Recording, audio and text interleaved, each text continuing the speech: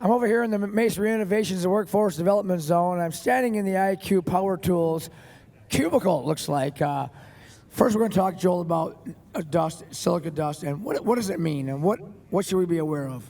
Well, Brian, you said it. Awareness is what we're all about here. We're trying to increase awareness in the construction industry.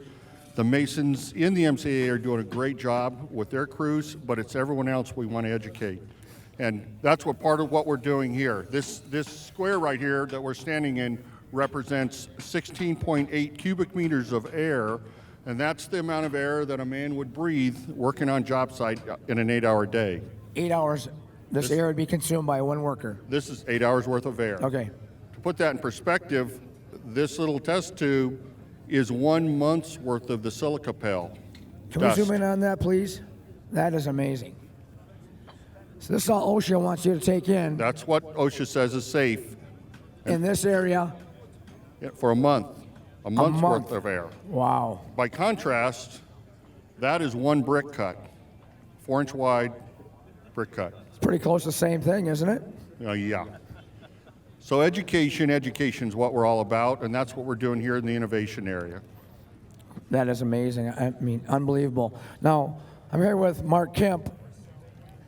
How you doing? The MCA is working very hard to get this exposure limit into a reasonable area, or not take it down where they want to go with it, which is quite lower, as Joe said. What are you guys doing at the MCA? Correct. Back in 2002, we got together with a bunch of the other industry leaders, and we came up with a best practice regulation or rules for silica dust in the construction industry. That program, or whatever, was adopted. ASTM actually adopted it, and it became a industry standard. So OSHA, we were looking at to recognize that as the best practice manual. Unfortunately now, they decided that they're going to cut the pell in half. At this time, that is just unreasonable and would be a heavy penalty on our industry. And it's unreasonable, it is unnecessary.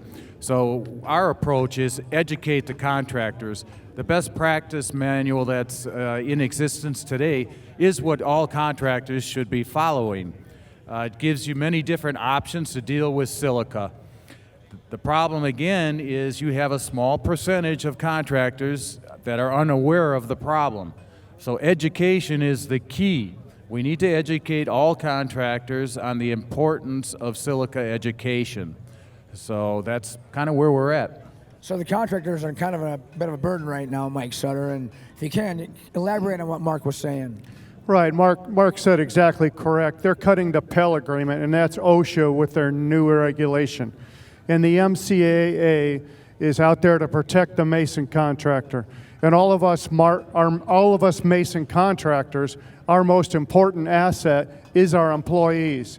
That's why the knowledgeable contractors do everything they can to protect their employees from the silica. So the MCA is able to, through our lobbyist, go to Washington, D.C.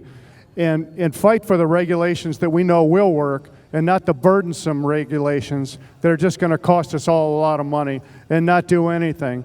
Because the contractors that aren't following the rules now still aren't going to follow the rules in the future. So that's not the answer to low lapel agreement. So we're doing everything we can nationally to fight OSHA on this new regulation, needless regulation.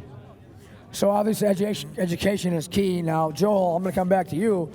Education is a big part of it, but so is equipment, right? I mean, you got to have the right tools to mitigate dust. Talk to us about what you got going here at IQ. Well, again, here in the innovations area, what we've done, we're demonstrating some best practices using the IQ 2000 system, which is adaptable in any one of a number of 20-inch masonry saws common on a masonry project today. And then we've got the electric saw that's got a vacuum system, filter system, and dust containment.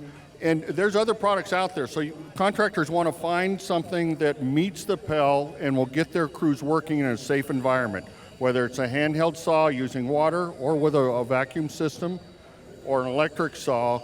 There are options out there, and they need to know what they are. That's part of that education, and that's why we support the MCA and what they're doing here, along with SpecMix. Joel, thank you very much. You know, I use this saw at my cabin when I was cutting slate. Indoors, not one speck of dust was in the air in my cabin. So I want to thank you guys for saving me and saving my wife from having to clean the cabin.